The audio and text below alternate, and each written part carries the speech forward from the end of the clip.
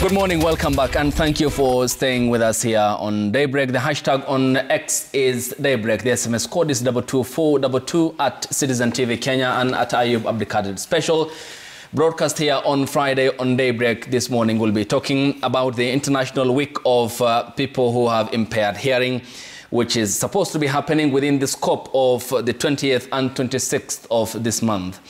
The United Nations has proclaimed 23rd of September as the day of the sign language, and there is a bill that is before Parliament, the Kenya Sign Language Bill 2023.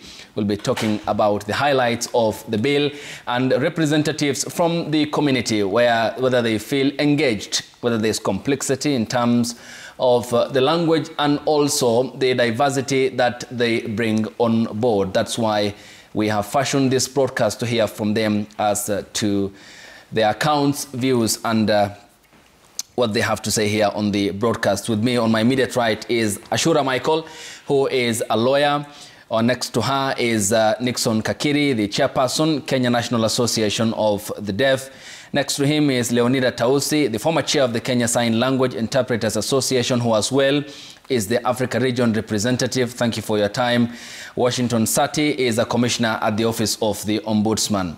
Only Leonida Tausi will give us her account since she has the microphone. Nixon Kakiri and the Washington Sati Commissioner and Ashura Michael will be giving us the account through sign language interpretation that will be done by Douglas Okea and Damian Evans, who are with us in studio and following the proceedings and interpreting the same.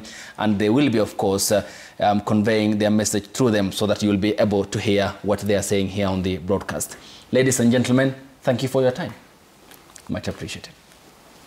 I first begin with you, Nixon Kakiri, the chairperson of the Kenya National Association of the Deaf. How important is this week? How important is the 23rd, to be specific, of September?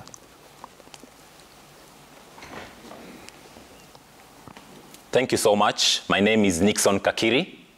There goes my sign name and shape F on the cheek region. I'm the national chair of the Kenya National Association of the Deaf. The Kenya National Association of the Deaf was established by the deaf themselves in the year 1987. So we have been in existence ever since. So we are celebrating the achievement of the deaf people so far. But if you look at the history of the Deaf Awareness Week, it began in the year 1951. There was a conference in Milan, Italy. So there was a cohort which supported sign language, and there was also another group which supported the oralism as a form of speech. So there was like a conflict there. So we had the proponents of sign language. They came up with the World Federation of the Deaf.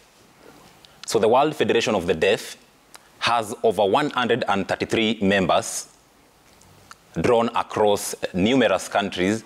So Kenya is one of the honorary members, courtesy of Kenya National Association of the Deaf. Most of the time, we primarily focus on advocacy and for acceptance of sign language as the heart language of the deaf community.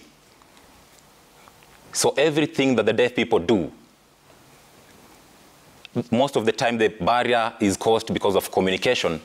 So sign language addresses this. So we actually celebrating Deaf Awareness Week because it is our way of showcasing what we have attained so far, the struggles that we have gone through, and what steps we need to do. So we share that with the general public, plus it is also an opportunity to deliberate with the public so that they can learn about the deaf people and the issues that appertain to them. So based on what I explained, so the International Deaf Awareness Week, the theme of this week, we have domesticated it, we have localized it to our level. So right now, the theme says, a world where the deaf people everywhere can sign anywhere. So we have domesticated it to a Kenya where the deaf people can sign, the deaf people everywhere can sign anywhere. So we have localized it. No. So we're talking about accessibility of the deaf people. Thank you. Thank you. Leonida Tausi, then talk to me about the question of the significance this day bears. I mean, Kakeri has mentioned since its inception, what has happened ever since, and the theme of this year, and the date to be specific, 23rd, that the UN has proclaimed as International Day of the Sign Language. Thank you. The International Deaf Awareness Week is a very important week for all deaf communities in the world. And it is a week that we tell the public what deafness is all about, and we celebrate deaf people. But to go specifically to the Day of Sign Language, as every country has got its own sign language, and the deaf people of those countries use that as their language of communication. So we celebrate sign languages of the world on that day because they are a language just like any other language that other people who use spoken language use. So for the deaf, sign language is a language that they use to express themselves, and it is a time for all deaf communities in the world to celebrate sign languages. Kenya in itself has already recognized Kenyan Sign Language as the language of deaf people. So we are here today and even tomorrow, the 23rd, to celebrate the Kenyan Sign Language as our language of the deaf community in Kenya.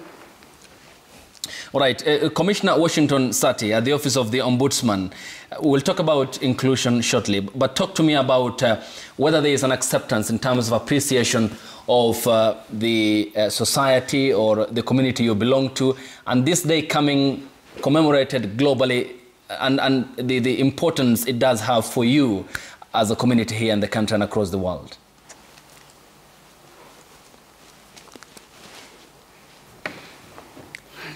Thank you. Thank you very much for that wonderful question.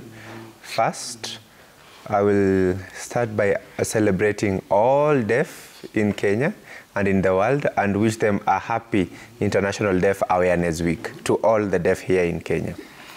Now, on the issue of acceptance, especially in this country, of course, it has evolved from when we attained independence as a country. Previously, the society's perspective about deaf people, they will see us as stupid, as people who cannot do anything, as people who need support and help, as people who are problematic. So there was these kinds of attitudes that we've experienced over the years. However, with time, there have been different pieces of legislations, there have been different policies, both national and at international level. And especially looking at international level, we have the UN Convention on the Rights of Persons with Disabilities that Kenya has signed and ratified to. The constitution of this country plus the Persons with Disability Act are different available legal frameworks that are there to ensure that issues of deaf persons are looked at from the human rights-based approach. And that, therefore, has in a way promoted and raised awareness, has raised recognition on the rights of persons with disabilities within those legal framework. With those efforts, the level of awareness, the level of acceptance has really increased compared to 20, 30 years back. As we speak here today, I cannot believe that we can have a panel constituted of deaf persons. We could not dream of that a while ago. But us being here shows that the society has now opened up to us to have an interaction, to appreciate what our barriers are, how each of us can contribute in breaking those barriers to create awareness and create opportunities for deaf people. And therefore, as my brother Nixon and my sister Leonida have already explained to you, that this week gives us a platform to tell the policymakers, to tell the citizenry of this country, what are the challenges that we've experienced, what have we achieved, and how can they be part of this journey to make this society accessible to all of us. All right. Ashura Michael will extensively talk about the Kenya Sign Language Bill of 2023. But you being a lawyer, I'm sure you have overcome hurdles and challenges in breaking the glass ceiling to be where you are today. And the Commissioner talked about acceptance and appreciation by the community and the difference in terms of where we were 30 years ago and where we are today.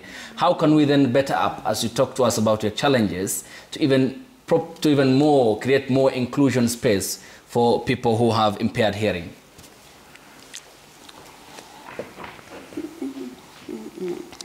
Thank you so much. I want to tell every deaf person in the world and in Kenya, happy International Deaf Awareness Week. So it is an important week, as my colleagues have said. Yes, we have somehow improved, because looking back 10, 20, 30 years ago, we have improved, but we still have a long way to go. As a matter of inclusion, you have asked how we have improved or how should we improve in terms of inclusion. So every day it's an opportunity for us to change. Imagine in the world if you can have people who can communicate with me. So we are wondering, you know, people can take an opportunity to learn languages of other people, even from outside. The Constitution of Kenya, Article 7, it's clear that we have 3 national languages. We have Swahili, English, and Kenyan Sign Language. But only few people have taken an opportunity to learn this 3rd language. Kenyan Sign Language Bill 2023. We have a lot of ways in which we can make it to become better. We can change things to become better. For instance, we talk about the formation of a council, which will be mandated to implement, not oversight the changes and also regulations of sign language. As you understand right now, we have the education system. It recognizes deaf education as a special need education, but that is not true. It is not special need education. It needs to be changed. So the KSL bill looks at ways to see that the government at least overhauls that KSL is seen as a language. The Kenyan Sign Language is seen as a standalone language, because many teachers who go to special needs school, they learn about the mainstream education.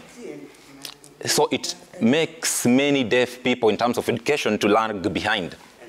Secondly, the KSL bill provides a framework to provide inclusion, not only as a language in itself, but also sign language as a service, regulations of ethics, and the profession of sign language interpreters, accessibility to deaf people in terms of health, education, the political participation, and all different avenues. The KSL bill addresses all those. So I truly believe that if all the members of parliament in this country, if we really have to achieve our Vision 2030, the SDG goals, reduction of poverty, as well as other challenges, we cannot achieve them if one person is left behind. Can you imagine Kenya right now? An estimate of 2.7 million persons are deaf in this country. If communication can become effective, then we, the deaf people, can attain success. If it can be supported, then this country can achieve many things, because the government's manifesto talks of bottom-up as well as other issues. We will not attain them if the deaf persons are left behind, especially in employment. We are so far still at 0.000% in terms of employment opportunities. Okay. Thank you. And Ashura, then talk to me about, when you talk about accessibility to the language, talk to me then about who has access to it, of the number that you've given us of the people with impaired hearing here in the country. I mean, do they all have access? Is that accessibility there from the education perspective? And is that catered for? Are they accommodated all?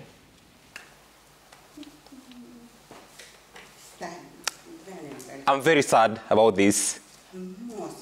Most institutions cannot be accessible to the deaf. Like I rightfully said before, the education system, the first thing, we need to have early intervention, because they delay in terms of entering the school system. That means if we do not have early intervention, we can't, if we have it based on education, then we can do it. Imagine, as a deaf person, I'm a girl child as well, I'm from a poor background, I have no education. You see, my world becomes complicated, it becomes complex and more difficult. And so, what does it mean? We must try to ensure that we have people who can have communication, because it is a powerful way to enhance opportunities for deaf people in this world, but we are still lagging behind because of communication barrier. We have deaf persons who have various expertise. Let me remind you, the first person to invest in the lights that you can see here was a deaf person. The person who fixed Mercedes-Benz in German was a deaf person. That means that we have, they have visions and talents, but only communication poses the barrier. So if only we can wipe out this barrier, then the deaf people can be successful. Thank you. Okay. Nixon Kakiri, Ashura mentions the challenges. And the challenges here are two-leveled or double-edged, more or less. You have the first challenge, which is now, first, you have impaired hearing, and then two, once you have no access to education for that matter, then that becomes a complicated situation all over. As the chairperson of the Kenya National Association of the Deaf, how do you pick these challenges up for address by the relevant authorities?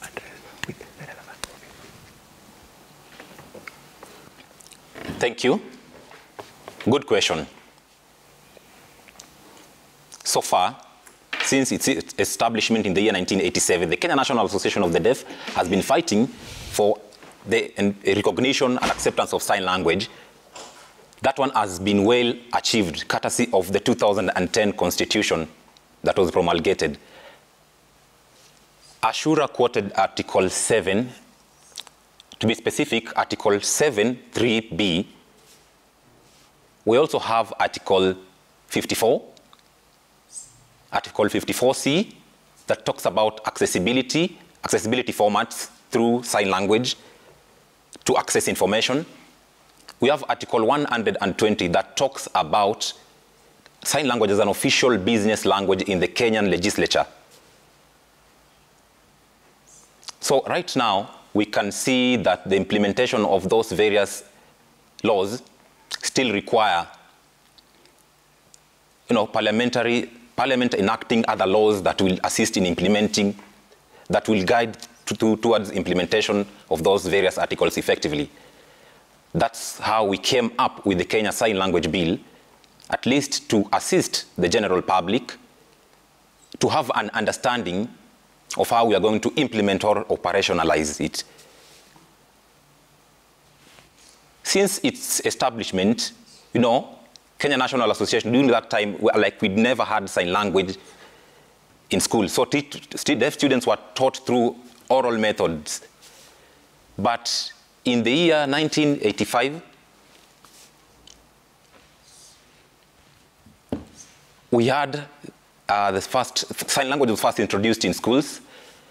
We had the Machakos School, the deaf there. We were doing exams. So we were seeing how people can learn through sign language, the deaf people can learn through sign language. And then we had other schools that were still using communication through the oral means. So progressively, we at least identified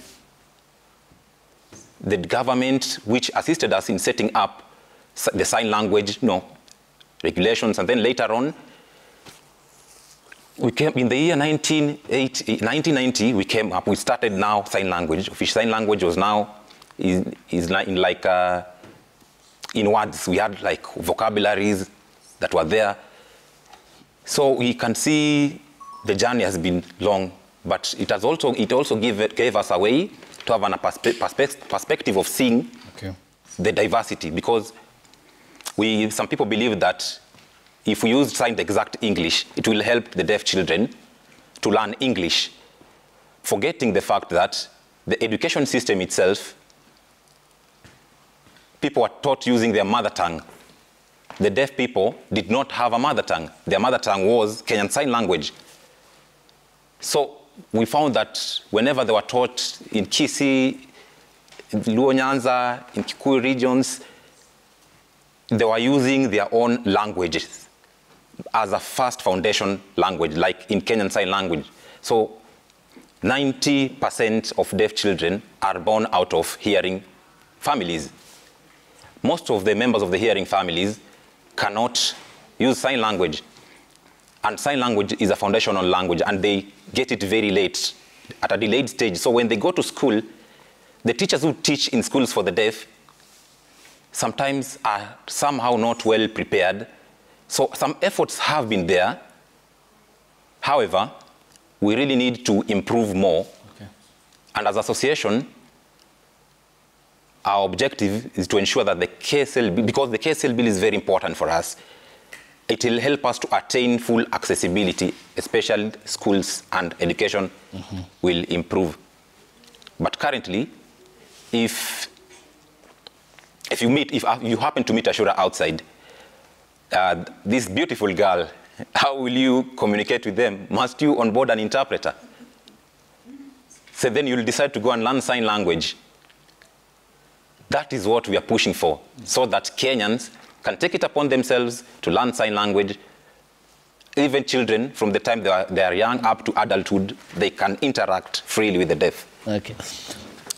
Leonida Tausi, now we'll pick up on what Nixon had said about the need for also others, of course, to learn the language itself, because he mentions a very pertinent point of what if it happens that I want to communicate with Ashura and I have no way of getting to her because of the language barrier.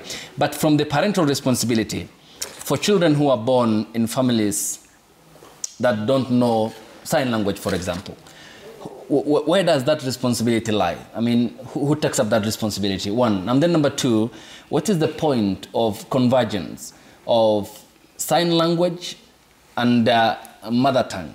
I mean, what binds the two together? First of all, I want to go back to what Ashura was explaining earlier on about the language, and Nixon also. They talked about a deaf child, particularly Nixon talking about a deaf child being born in a family that everybody else is hearing. One of the advantages that we hearing people have, hearing children of hearing parents, is that we naturally acquire language from the family, from the environment. Because, I mean, we are born of hearing parents, they're using a language, and we are hearing, we can naturally acquire that language. A deaf child of hearing parents that does not have that privilege of naturally acquiring sign language from the parents, because no parent expects to have a deaf child. So they get a deaf child, and most of them don't even know where to go. So the deaf child does not naturally acquire language. That child can only acquire language on enrolling in a school for the deaf. At what age? The child will not go to school at 1 year, not at 2 years, not at 3 years, and maybe not even at 4 years, because most of the schools for the deaf are far and wide. So a child cannot go, it cannot be the nearest school for the child. And some parents may find it difficult to let go of a child who is 4 years, 5 years to a boarding school, because they will be unable to take care of themselves. So you already see the challenges that the parents have for this child to go to school. So this deaf child will only begin to acquire language when they enroll in a school for the deaf. And that is the reason why, acquire the language from the deaf peers. And that is the reason why deaf people speak very strongly about having teachers who are deaf as role models, and also help with language acquisition of these deaf children. Because us hearing children, we go to school and begin to learn immediately. Deaf children have to go to school and begin to acquire language first, so that that same language can be used to teach them. So it's, when we talk of mother tongue, we hearing people acquire mother tongue from our parents. Deaf people's mother tongue is Kenyan Sign Language. And unfortunately, Kenyan Sign Language, deaf people will never learn our language. They can learn to write English, write Swahili, they can never learn to speak it. But we hearing people can learn sign language and accommodate deaf people reasonably. So that's why we are talking about being able to use sign language, to sign everywhere and anywhere. So if hearing people can sign, we will be able to accommodate deaf people in our lives.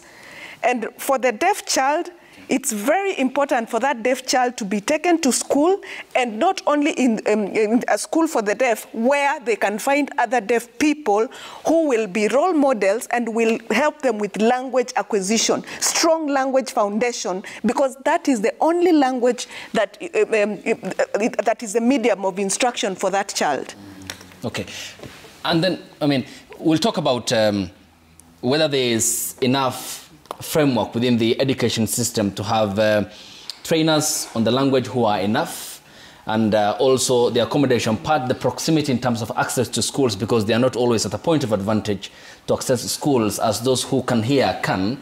And then 3, at what point or age do parents also discover that their children who are born have impaired hearing? I mean, that's also another complexity, because it needs an understanding from the parenting perspective. We'll discuss about that with Commissioner Sati and with you, Leonida Tausi, Achura Michael and Nixon Karere, after the break here on the broadcast, on this special broadcast here on Friday of Daybreak, which focuses on the International Week of People with Impaired Hearing, celebrated between the 20th and 26th of September. The United Nations General Assembly had proclaimed 23rd of September as the International Sign Language Day, and we'll be talking about the Kenya Sign Language Bill 2023 at length here on the broadcast and what it seeks to achieve. Are there enough services in terms of access for the people who have impaired hearing? Are they accommodated? How can they follow proceedings, for example, in a courtroom session, say, and be in a position to understand the complexities of the language that is deployed